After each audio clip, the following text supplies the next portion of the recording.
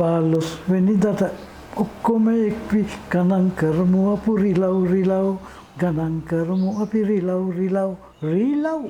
උන් ලව් එකේ ඉන්නේ උන් මිනිස්සු වගේ නෙමෙයි උන් හරි ආදරෙන් ඉන්නේ උන්ගේ සියලුම සතුන්ට ඒක නිසා අපි උන්ගේ හරි ගාන දැනගන්න ඕන මේක හොඳ වැඩක් එහෙනම් දැන්ට අවුරුදු ගණනාවකට පෙර කුංකුණාවේ උන්වහන්සේ විසින් ලියන ලද වස් කවියක් මම දැන් කියන්න යන්නේ. අපි ඔක්කොම එකතු වෙලා මේ වස් කවිය කිව්වොත් රිලව්ගෙන් තියෙන කරදර අපිට නැති වෙනවා. එහෙනම් අපි ඔක්කොම එකතු වෙලා මේ වස් කවිය කියමු. ඔන්න එහෙනම් ඕගොල්ලන්ට කුංකුණාවේ උන්වහන්සේ විසින් රිලවුන්ට ලියන ලද මේ වස් කවිය හොඳට පාඩම් කරලා තව දවස් 2-3ක් තියෙනවනේ.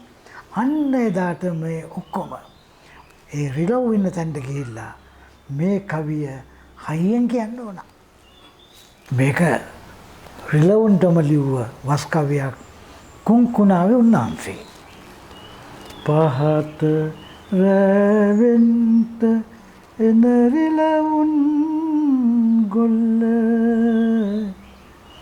කහට කඳුල එනකොට මින්නල්ල ලොවට පෙනෙන්නට දෙවියෝ කර එල්ල ගහට පනින පිම්මට කැඩියන් බෙල්ල ඔන්න ඒක තමයි කවිය. ඒ කවිය ඔයගොල්ලෝ එකපාරක් කිව්වම ඇති. මුළු ලංකාවම මේ කවිය කිව්වොත් රිලව්ගෙන් තියෙන කරදර ඉවර වෙනවා.